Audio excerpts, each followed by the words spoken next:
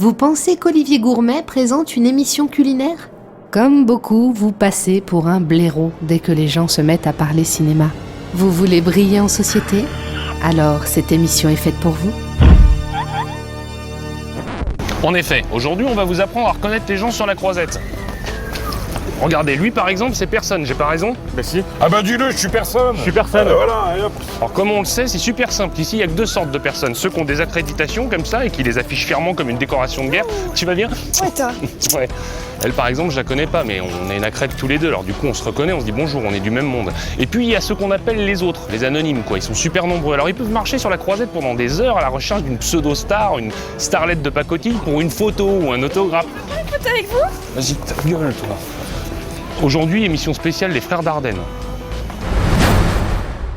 Ils sont frères, ils font du cinéma et ça marche quand même bien. Palmarès des Frères Dardenne à Cannes, 2008, prix du scénario pour Le Silence de Lorna, 2005, Palme d'Or pour L'Enfant, 2002, prix d'interprétation masculine à Olivier Gourmet pour Le Fils, 1999, Palme d'Or pour Rosetta et prix d'interprétation féminine pour Émilie Dequesne. Saviez-vous que la Palme d'Or de Rosetta fut décernée par David Cronenberg, président du jury, que le film fut qualifié d'ultra-documentaire, tristement réaliste et socio-réaliste pessimiste par les journalistes et que rarement il y a eu Palme d'Or aussi contesté, que les Frères Dardenne appartiennent au cercle très fermé des cinéastes les plus récompensés de ce festival, ou encore que la première fois qu'ils débarquèrent à Cannes en 1996, ce n'était pas en compétition officielle mais dans la quinzaine des réalisateurs pour leur film La Promesse. Saviez-vous également que leur premier film de fiction, Falche, a été co-scénarisé par Jean Gruau, qui était le scénariste de Truffaut, ou encore qu'ils sont également producteurs de films qu'ils n'ont pas réalisés, tels que Le Couperet.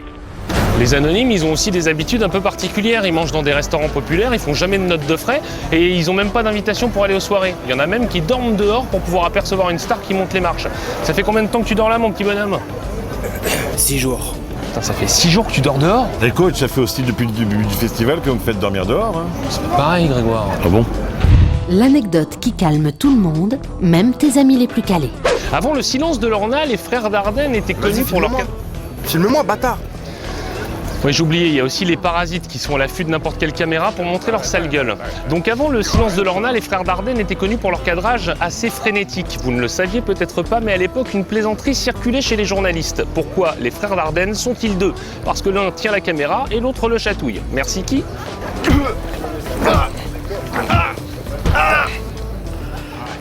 Coach, c'est une catastrophe.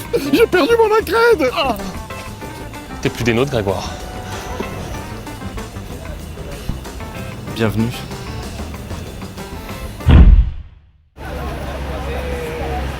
Hey coach. Che tu venivi